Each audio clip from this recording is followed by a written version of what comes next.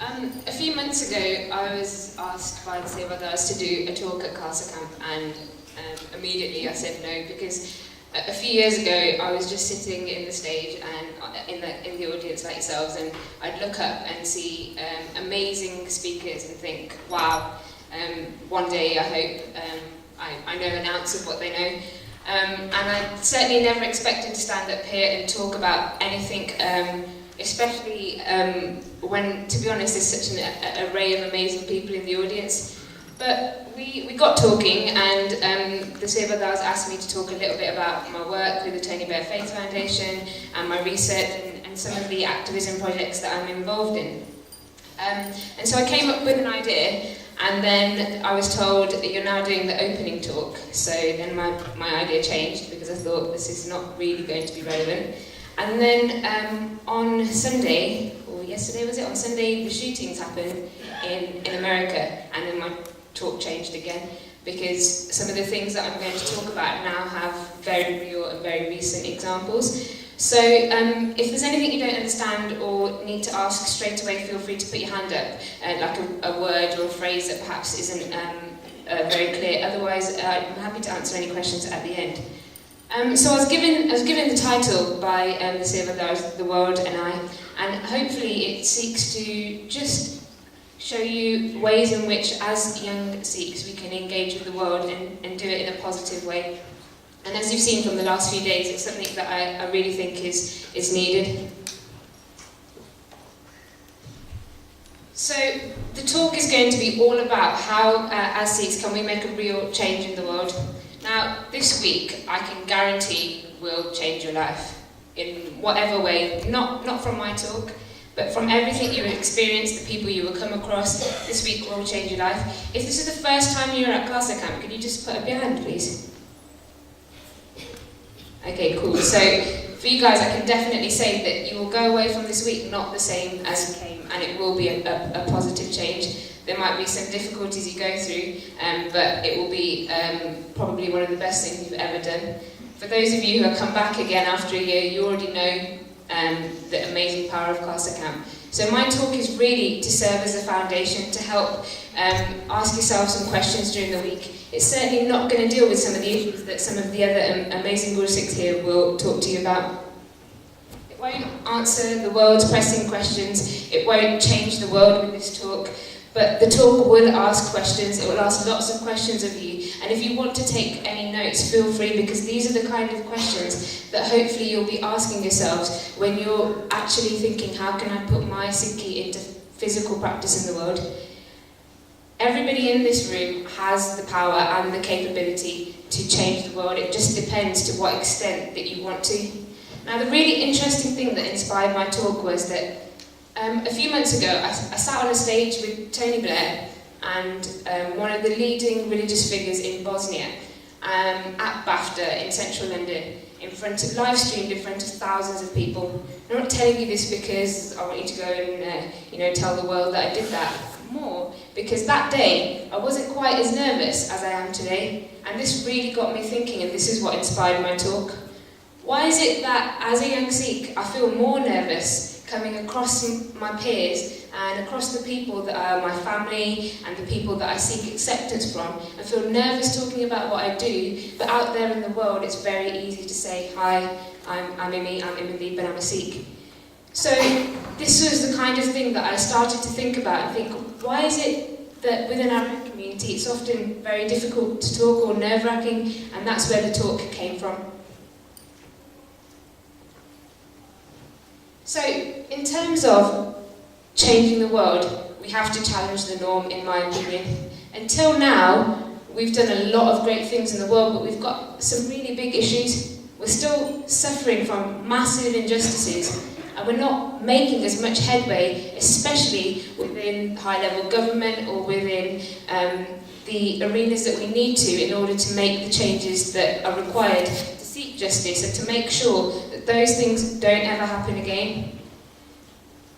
I often have questions asked to me, and some of the things that I get asked, especially in the last year with all that's gone on, I'm going to talk about today. So a lot of people often mention that they don't feel listened to, that they can't quite get their message conveyed across to the media, and that they're portrayed very poorly, and that's not actually what we're like. Well, it's really interesting. This year, working with the Tony Blair Faith Foundation, I've realised that this isn't just our problem. It isn't just a problem that the Sikhs face. It's not just the Sikhs that the media don't portray well. It's a problem that most faith communities, many minority communities, and anyone who's a little bit different from the norm or from what the media likes to portray as the norm is suffering the same issues. So in order to find some common ground, we have to start looking further than just ourselves. How is it that you want the world to portray the Sikhs? How is it that you want the world to see us as a community? I'm not quite sure we've decided that yet, and that's something that you really have to ask yourselves. We don't need to all get together in this group and decide one single way that we want the whole world to see us. Diversity is a good thing, but you do certainly have to decide for yourself and live that through with integrity. Can you accept that people disagree with you? In order to step out of this little circle here, it means engaging with the world. Does it mean that if someone disagrees with you, that conversation can't go any further? And one of the main things is, do you feel the need to defend Sikhi? If you're having a discussion with someone from a different faith, is it okay for you to say what you believe? Know that that is your truth, your eternal truth, but walk away from the conversation knowing that the other person might not agree and be happy with that? Or do you feel that you need to defend Maharaj, Waheguru, God, to the last inch of the conversation and both walk away pretty upset with each other, but you know what, you've done your job, you've saved Sikhi? Do we even need to do that? That's a question that I'm going to talk a little bit more about during the talk. So once you've made your decisions about these things, it's about living it through. What do you think we should do? What do you think is the way that we should move forward? Now, it's really interesting. I often see that a lot of people mention that we don't really get listened to, we don't really get heard, and it's funny actually looking at it from the outside and seeing what people think of religious communities. Now, a couple of things I'm going to talk about are interesting people from within the Sikh community and outside the Sikh community that are doing really good work. I'm just going to show 4 minutes from a video, and there's some really great points in this, and it's from something that's called TED Talks. TED Talks bring together some of the leading people in the world to talk about huge issues. And this is a way that I'll show you later that Sikhs can really, really get engaged and involved in what's going on in the world.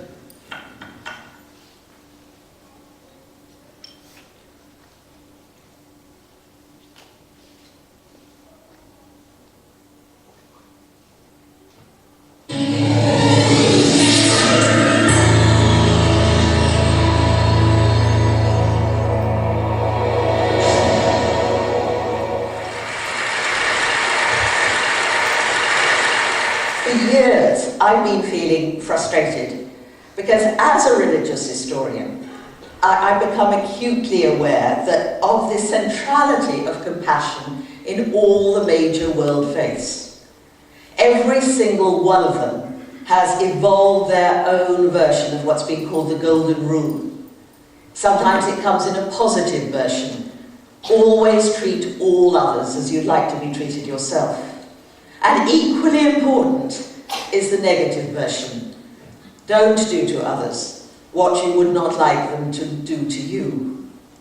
Look into your own heart, discover what it is that gives you pain, and then refuse under any circumstance whatsoever to inflict that pain on anybody else.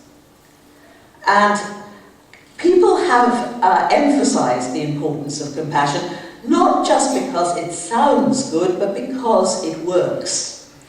People have found that when they have implemented the Golden Rule, as Confucius said, all day and every day, not just a question of doing your good deed for the day and then returning to a life of greed and egotism, but to do it all day and every day, you dethrone yourself from the center of your world, put another there, and you transcend yourself. And it brings you into the presence of what's been called God, Nirvana, Brahman, Tao, something that goes beyond what we know in our ego-bound existence. But you know, you never know it a lot of the time, that this was so central to the religious life. Because with a few wonderful exceptions, very often when religious people come together, religious leaders come together, they're arguing about abstruse doctrines or uttering counsel of hatred or inveighing against homosexuality or something of that sort. Often people don't really want to be compassionate. I sometimes see when I'm speaking to a congregation of religious people a sort of mutinous expression crossing their faces because people often want to be right instead.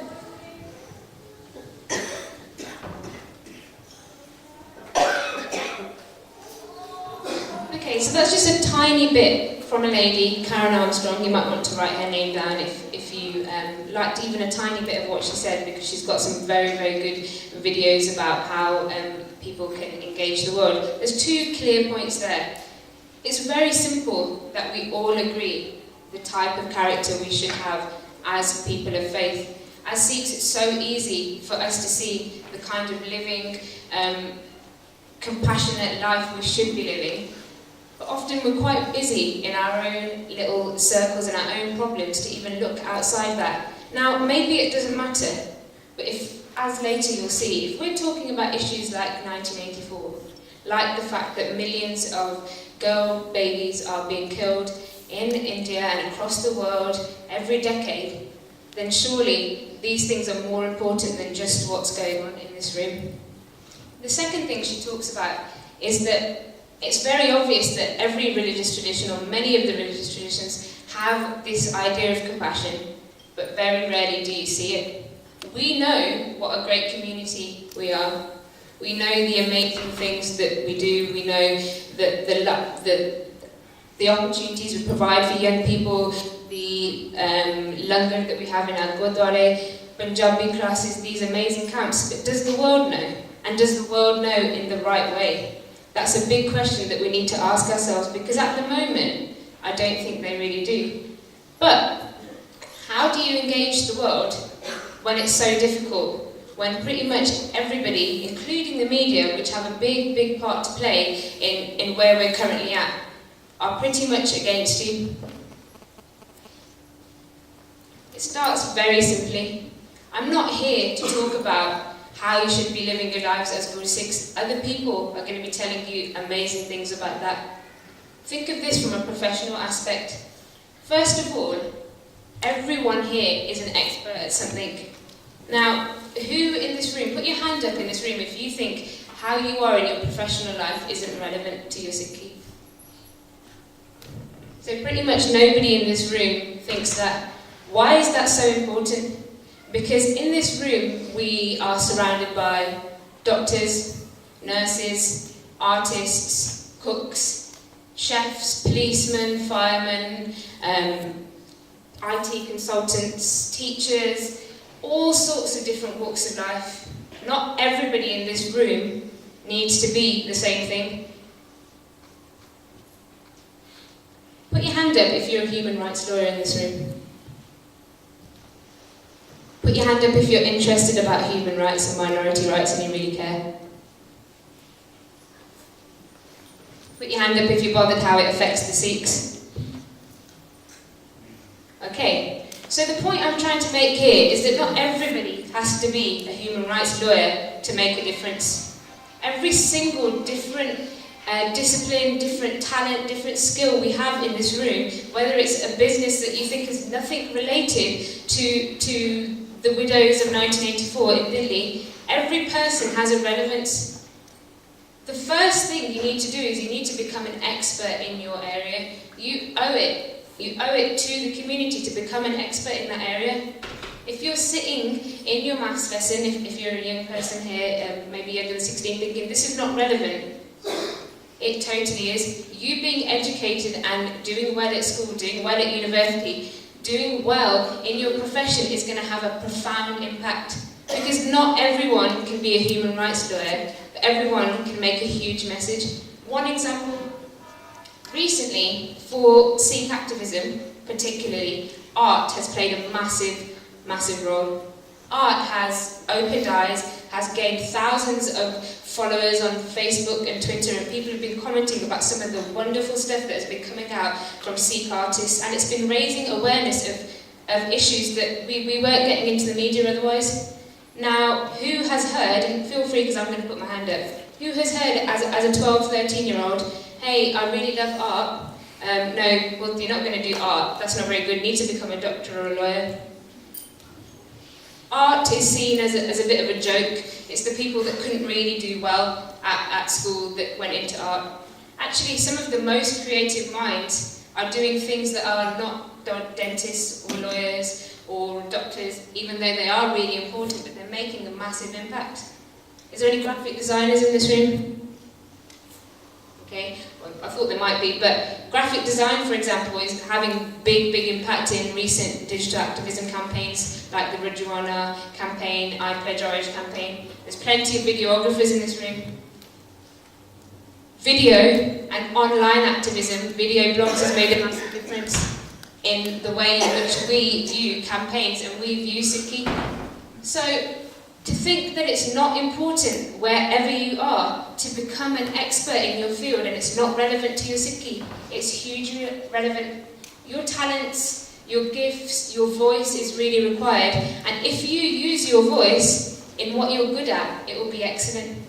What I often find is that when we have a big issue come up, Sangat and generally the people who are organised in the big Sikh organisations look to the same people to speak. And if they ask anybody else, even those people like, ask that person because she's really good at talking, she's really, or he's really good at talking, he's really good at radio. There's a reason for that. The reason is because that's their talent. We don't all need to be human rights lawyers to make a difference.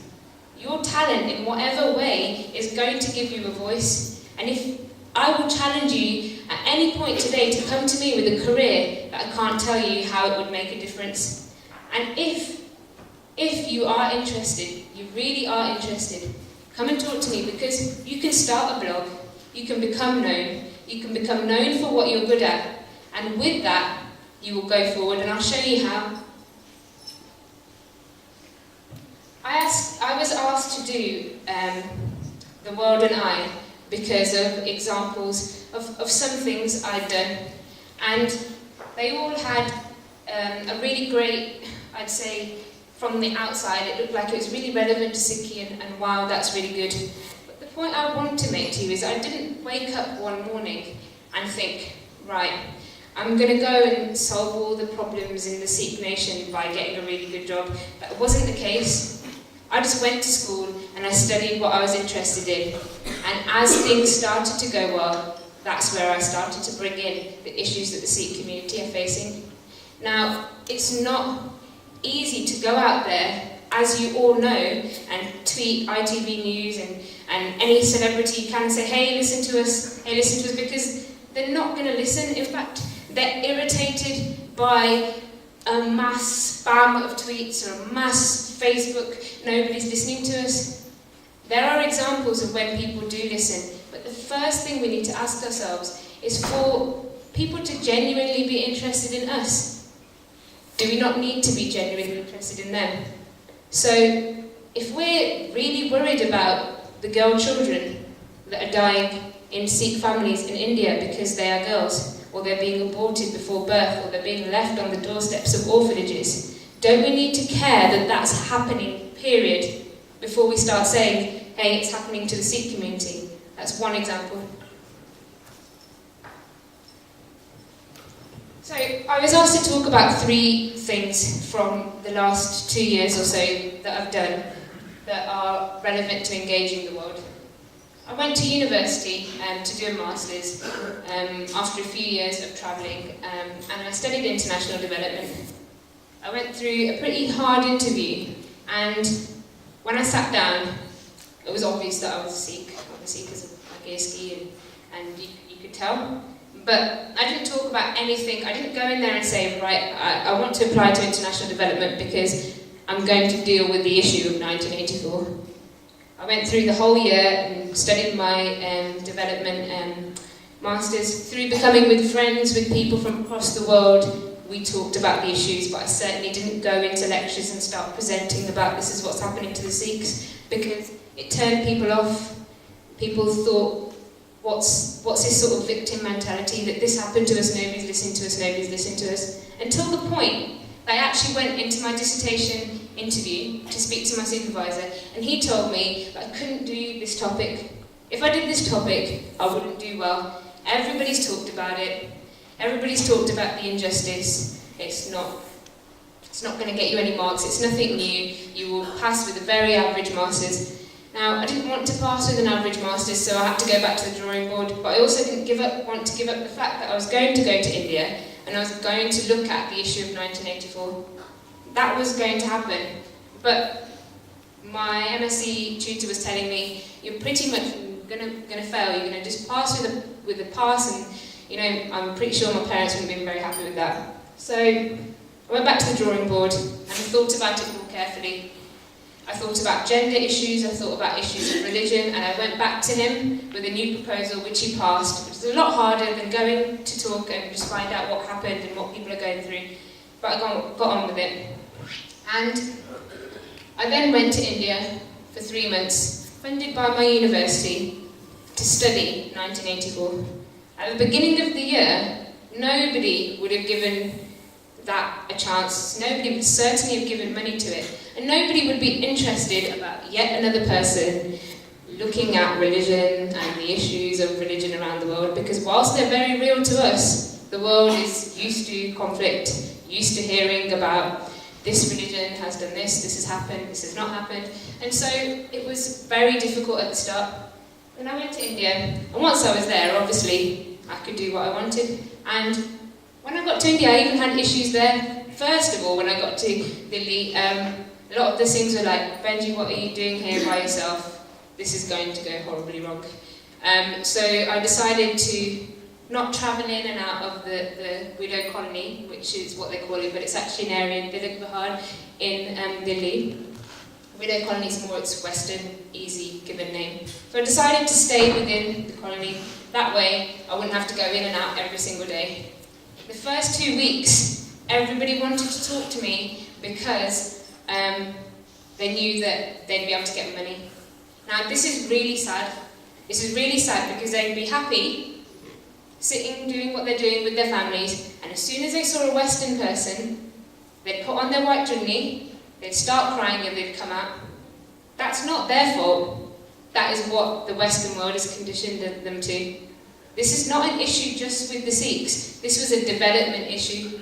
Failed development, we call it. All over the world there's examples. Africa is the biggest example of creating an environment of need, of reliance, that they can't look after themselves, that they can't get on with their lives unless somebody comes and gives them a handout. So for the first week I had to just sit and keep repeating that I'm really sorry, but I'm not here to give money.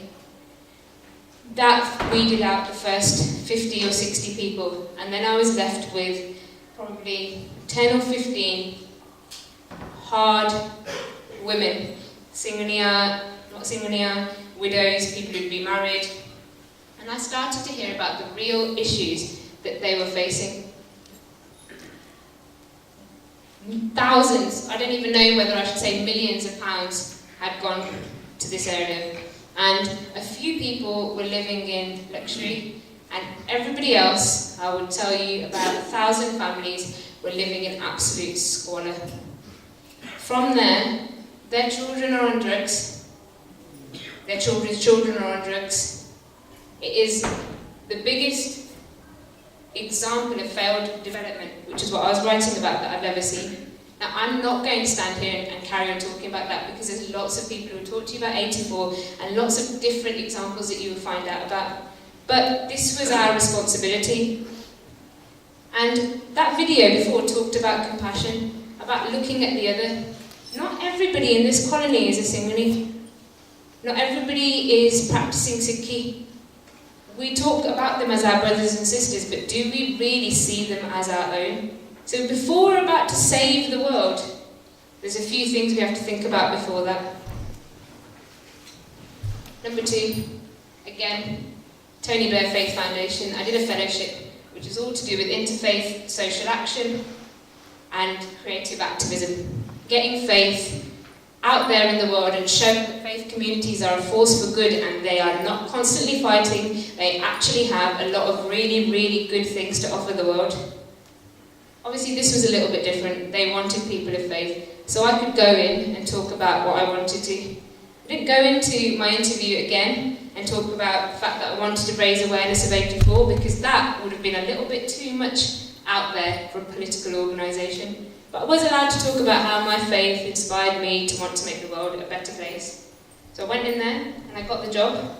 And these 34 people were young people around 21 to 27 who were placed in 4 or 5 countries around the world to do the same job. Now, why are these people so important? I don't think I realised on that day, when I was having this nice photo shoot with Tony Blair, how important this group of people would become for our community. And I'll tell you why. Something happened on Sunday that suddenly hit home. It wasn't the first time people had got shot in America. It wasn't the first time a place of worship had got shot. This wasn't necessarily just an attack on Sikhi. This was an attack on religious freedom, full stop, in America. And they have huge problems with it. Huge, huge problems. But for the first time in a long while, it affected us in a different way. And I'm just going to put this slide up in the background while I talk about what I'm going to talk about. On this slide, somebody posted this on Facebook last night, and I just thought, that's nice. I'll take that for the talk. I was going to post something that would tell you the difference between Hindus and Sikhs and Muslims, but I realised you don't need to know anything about somebody's religion to know that you shouldn't shoot them. That's just a little point I wanted to make there. Because so much over the last few days I've been hearing, we're not Muslims, which suddenly made me think, well, if we were Muslims it would have been okay, because if it was Muslims, then that's fine, because you can shoot them, but don't shoot the Sikhs because we're not terrorists. And a lot of people had posted this, and it was just interesting because in this picture are 34 people of different religions, from Bhai to Buddhist, Hindu, lots of Muslims, one Sikh, many Christians. And on the day that it happened, there was a few tweets that started happening. And then all of a sudden, the networks of these 34 people, I'd say at least 10 for each person. The networks they'd worked in, the social justice groups, the universities, the news people they'd worked with, the newspapers, the media. All of a sudden, we had thousands of tweets coming, all from people I knew, and I couldn't keep up with it. I was thinking, where is this all coming from? And then I started getting tweets directed to me, saying, we're with you. Now, obviously, I was the name that they knew, and other Sikhs, some people in this room here that have engaged with the Faith Sack Fellows, so they'll know what I'm talking about. But all of a sudden, out of nowhere, this faith community that no one listens to, that no one wants to hear, that no one really cares about, that everybody's oppressing and we're huge victims, had a worldwide outpouring of sympathy, of support, there's even a campaign that's saying, today we are all Sikhs. Loads of people from different faiths were posting on their Facebooks. I retweeted as much as I could before I nearly got blocked, and then I started again. And I was in shock, because I had never realised that 1 year of just making friends with people, and then obviously working in that environment and making contacts, would suddenly have this effect. Now, there was lots of other people in America. America's a big place that were in support. But all these other countries had come from these small networks, and this was really shocking. So that slide I put up before, and I was going to talk to you about interfaith work and why it's important, why for anyone to be genuinely interested in us, we have to be genuinely interested in them, is really important, but I don't need to. Because what's happened and what's happening in the last few days speaks for itself. So another name, all these names will come up at the end if anybody wants to jot them down. Randhir Singh from the Sikh Research Institute in America. He's been to the UK recently. Many of you might have gone to his Shabad class workshops, which are all talking about how we can engage the world in a slightly different way. But amazing, amazing man. He recently wrote a blog about the I Pledge Orange campaign. Who heard of I Pledge Orange? cool, that's about enough. If there's anybody who wants to talk to me about it afterwards, or anyone in this room who put up their hands, just feel free to ask. And he talked about how we had shown great unity. As a community, we'd shown amazing unity in the I Pledge Orange campaign, and boy did we show good unity. We were out in force, and it was wonderful to see. But then he asked a question, and he just left the question there, which was, what is the real impacting work of this? And I thought, it's true, but maybe from there he can't quite see. But also I did think to myself, it's true. It's good for us to just tweet or Facebook and say, everybody was doing the I Pledge Orange hashtag and no one's doing it anymore, no one cares. It's not quite as simple as that, is it? You don't suddenly stop caring. But there was nothing for people to engage in for long term. The tour was brilliant. But I Pledge Orange, I know, is embedded in everybody's hearts. And then I thought, I wonder what Randhir Singh is going to say to the shooting. And yesterday they released a statement, and it was very simple. It was really, really simple. They weren't going to suddenly start asking questions about anything. They just simply said, we're going to be holding interfaith candlelight vigils all across America. Every person I know in this picture is going to them and encouraging others to. And they've just kept it really simple. And that same unity that was happening in the I Pledge Orange campaign is happening again. But again, the question I ask is, what's going to happen after this huge outpouring of love and support that we're feeling right now? Last one, totally different, not faith related. I posted a talk earlier by Karen Armstrong, very famous. It was a TED talk. TED is a worldwide movement. Millions of people follow it. Millions of people listen to the talks. It is classed an honour to be able to talk at a TED event because these are the leading thinkers, innovators, and people who know about whatever they're talking about, from how you make cheese, to how you tie your shoelaces, to how you save the world, to social justice, to IT. Everything's there. And the really interesting thing about TED is it's got a massive platform and everybody listens to these amazing talks and people pay thousands to go there. But TEDx, its little sister project, is even bigger than TED. It's in every city that you can think of the world. If we wanted to put an application in to do a TED in this room, we would suddenly have a TED Whitemore Lakes. Yeah, TEDx Whitemore Lakes. Anyone can do it. And I never came across it until here. And the reason why I'm just going to talk about this is because whenever something comes up, and I know a number of other people have mentioned this, Bhenji you probably know, when something comes up and people want to promote it, they'll send the links to people who apparently know a lot of people. And I always get these things that people say, Bhenji, you know a lot of people, can you please promote this? I don't really know a lot of people, I probably don't know any more than you guys do. But it was just the kind of people that I was starting to engage with through TEDx that was incredible. Now, if you want to start having your voice heard and have your face seen, not so much from an egotistical perspective, but from the perspective that you have things to talk about, and you want to show that we're a good community and it's not just when we've got an issue that we come out. Things like this are amazing, and if you type that into Google, every city that you're from will have something about it there. I'll talk about it more if anybody wants to, but just keep this in your mind and go home and check it out, because young people need to get engaged in things like this if they want to start hearing their voices heard. Okay, this is one major question I get asked all the time. What are we supposed to do with the media? How are we supposed to deal with it?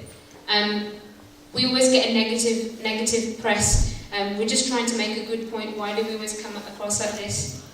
If I try and talk about the media, we could be here for a week. The Leveson inquiry should tell you that there's no easy way around the media. There's no answer to it. There's no simple thing that you can just say, just do this and it will be okay. Because it won't. The media is irresponsible. It's not there to promote good news. Good news doesn't sell. But if you want to know a quick way to define the media, there's two narratives you can be part of. There's the negative narrative, which is the narrative. Bad news sells, sensationalism is interesting, This narrative is there to do one thing and one thing only. It's present in India, it's present in many of the bigger countries that are oppressing its people much more than the UK is, but it's available here as well. It's there to disempower you, to make you get so fed up that you don't feel like you'll be able to make a change. You're trying to do something good, but there's no good media, and eventually you won't have the resilience, so you'll give up, and that will be the end of it. Campaign over, government wins, society is the way that the people in power want it to be. Or there's another narrative. Now this one is very hard work, because this narrative involves, when the worst happens, you have to find the best in it. When you want to swear and do all the things that I see all the time on Facebook when big issues happen, you have to somehow dig deep. And this is where your own faith and your own Sikhi and your own lives will come into it. It's not something I can talk about. This is where you have to dig deep, bite your tongue, and look at what you're saying, look at what you're doing, and somehow empower yourselves that you're bigger than the media. The media are not anything but a group that can be brought down by anybody. Okay? The way they work is because they work on money. So, to be part of the positive narrative, it takes hard work. But there's plenty of good examples of it, and I'll put that at the back. So, when you're wondering about how do you deal with the media, forget all the questions, forget all the who can I email, who can I get to know. Remember two things. For someone to be genuinely interested in you, you have to be genuinely interested in them. And number two, you're part of the positive narrative. Eventually you'll get there, because the positive narrative empowers you in the worst situations to always try and be the creative and powerful, stable change that will make a difference. And the last few days, if you want to go onto Twitter or Facebook, if you're part of that, from a digital activism point of view, from no other point of view, and look at the people who are talking positively, the people who are creating the thousands of candlelight vigils, who are going to bring thousands of people from other faiths into their Gurdwara in America and in this country over the next week, and see how they are promoting an amazing image of Sikhi, that during diversity and during the worst tragedies, we can still reach out and invite others, and we won't be scared, and we won't be worried about attack. We will be empowered, and we will show that we will overcome this. Not only is that a great message for Sikhi, these Sevadars are providing an amazing, amazing message for religion worldwide. The next time someone thinks that they're going to be made a sensational, amazing power figure for going and mowing down these ragheads, as I heard last week, they'll know that it's not quite like that. America isn't quite behind them. The world has learned from Islamophobia and doesn't want to go through that again. The modern media is very easy for us to engage with. Start your own blogs, start posting to people like the Huffington Post. Start just writing on Facebook not about what you've eaten for dinner or what your best friend did last night. It's not the kind of stuff I'm promoting. If you're on there, social media can be very good for social good. Write about the positive narrative, because people will start to listen eventually. Not just when something goes wrong and you're like, please listen to me, please help. Become that positive vessel of change for no reason, and then in times of adversity like this, the world will be behind you. And I can guarantee you, the world is behind the Sikhs right now. We're in a very fragile position, and we've got a lot of responsibility to show what we're made of. And it's all because of the fact that we are so open and there are so many vessels, and at the moment the world has learned from some of the very negative examples of religious communities that have been targeted recently. So just decide, which narrative will you be part of? Everything that you hear this week, how will you go on and live that in your life, and how will you promote it? It's not for me to tell you, it's just a question that I'm asking. Near the end now. Everybody in this room is a change maker, but it doesn't just start here at the bottom. You're not going to suddenly walk into the widow colony tomorrow and save them all because you care, because They are still the other. They might be your brothers and sisters, but they're still another person in another country, and you don't have to engage them every day. That's why they're still in the position they're in. They've been let down because at the moment, we're not quite there, and there's reasons for it. It starts very simply. If you want to make a change, if you want to care about the things that are going on in the world, it starts very close at home. As a brother and sister, brother or sister. Now, first, just in this instance, I'm just going to talk about that in blood relatives, and then in a second I'm going to go on to explain it a little bit more. As a neighbour, does that just mean your next door neighbour who's the Singh, who lives next door to you? Or does that just mean anybody? Do you know what's going on next door? Do you know what's going on across the street? Does your street know you as the really lovely Sikh family who do everything for everyone, who really embody their faith in lots of positive ways? Or do people not really know you, apart from when you come out and work in the morning? Occasionally they'll say, oh, there's a turbaned man down the street. Do they know you? Because if they know you, and they know the spirit that's within you, they'll be genuinely interested in you. And then when you need them, you can, if you're genuinely interested in them, they'll be genuinely interested in you. And when we face the issues, I hope we never do, but if we ever do that they're facing in America, your neighbour won't turn on you. And if every person in this room has one street that they do that to, can you imagine the influence that people are going to have about what Sikhs are like? As a community member, this is at the Gurdwara level, and this is at a bigger level as well. Is it just the Gurdwara you're interested in, or do you care what's going on in your community? Because if you do, then once again it will be the same principle that I'm talking about. As a British citizen, we live in this country, and we need them to be interested in this, because we need our government to quiet our corner when it comes to the issues that are going on in India. Now, yes, we all know about, if there's no money in it, the British government aren't going to talk about it. If it's not valuable to their trade, they're not going to talk about it. But let me tell you something. Recently, following the G20, an article came out about why India is the worst place in the world for women. India is the worst place in the world for women. The UK won't ignore that. They won't, they can't. It doesn't make sense in their budgeting. We have something called DFID, which I'm sure many of you know about. It's the Department for International Development, very closely related to the trade and aid. If that statistic carries on, they won't be able to do the things that they're able to do at the moment, which is carry on with the way they treat their citizens, because it's okay, the British have loads of aid and trade links with us, it's not going to be a problem. Forget that out of your head. That idea is there to disempower you. If you're a valuable British citizen and you're speaking in the circles where people care, that's not storming into Westminster and having a protest. It takes time, work hard, get your voice heard. There will be a difference if you sit there and think that it's never going to be okay. We'll never have an Arab Spring, we'll never have our time for change. And I've already talked about as a professional. And these things will go on, and they will naturally ripple. There will be a ripple if, as parents, you're bringing up your children in a way to empower them. If, as a community, we're bringing up our youngsters to care about our community and to care about those around them, there will be a ripple.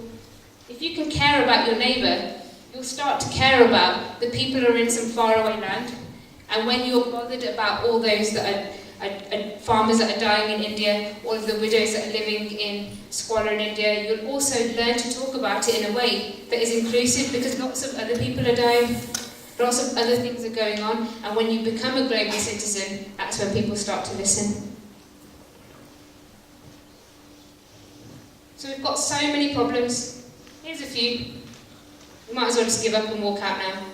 So there's minority rights violations, human rights abuse, corruption, dangerous right-wing nationalism, racism, female feticide and infanticide, bullying, religious freedom restriction, terrorists, terrorism, Islamophobia, Sikhophobia, in fact, religionophobia, injustice, the widows, Shaheed families, suicide, depression, recession, unemployment.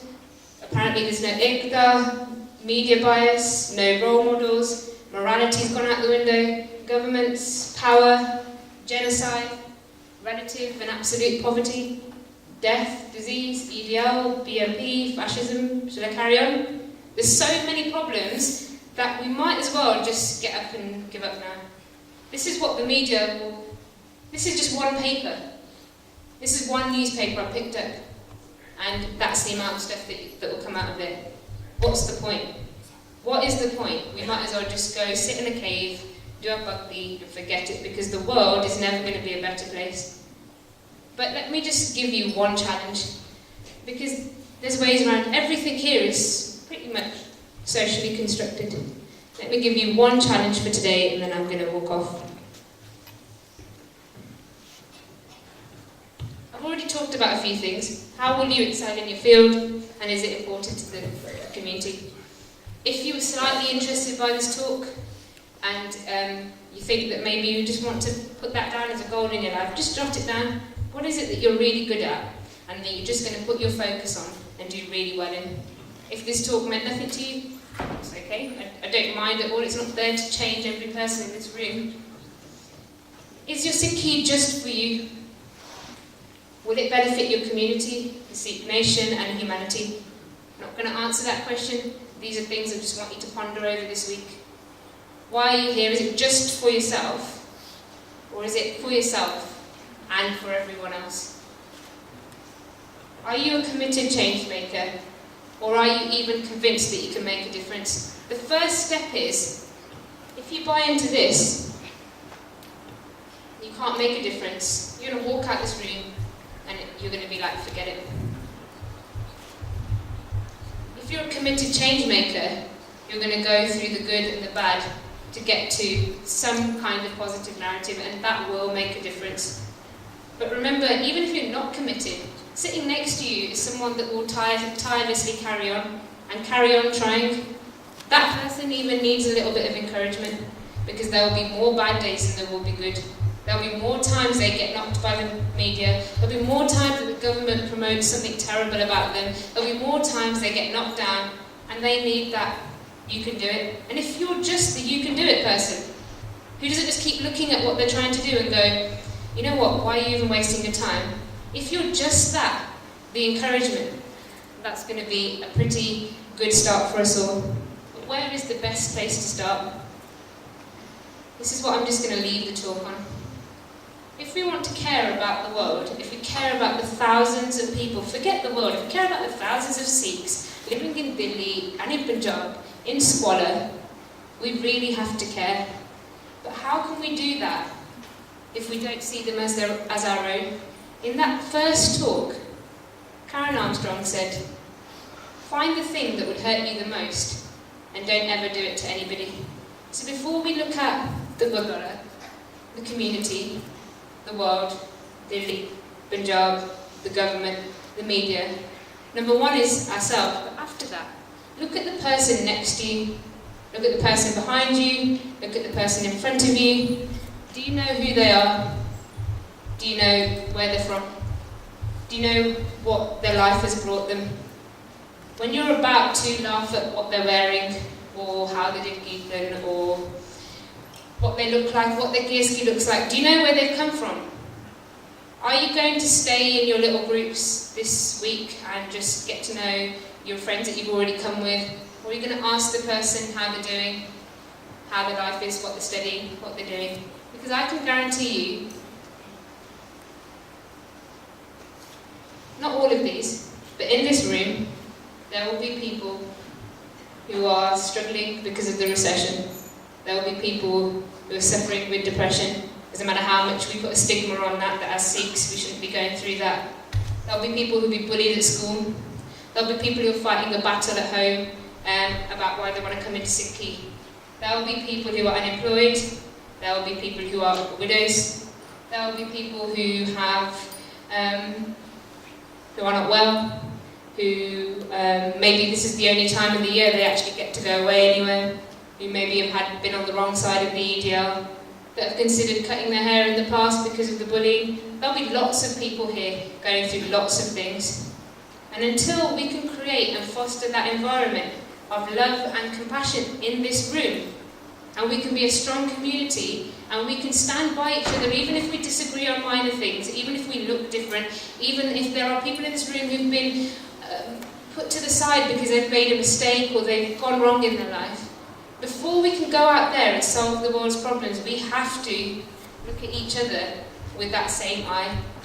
Until you can look to your neighbour, whoever that is, and give them the same love, compassion, respect and understanding you need for yourself, can't go out there and make a difference. So my challenge is not to go and change the world. Feel free to come and ask me about any of the things that I've talked about. But my challenge is this week, let's get our barriers down and get to know the other. There's lots of others in this room. We might all be at class camp, but there'll be lots of people who sit by themselves or only with one person to eat London. Okay? There'll be lots of people who are not quite sure, a bit uncertain, wondering what this week's going to hold. And it's your responsibility to make that a good experience for them. Because I can guarantee you, when we get that in this room, we will go and change our communities and change the world. Thank you very much. Waheguru Ji Ka Khalsa, Waheguru Ji Ki Fateh.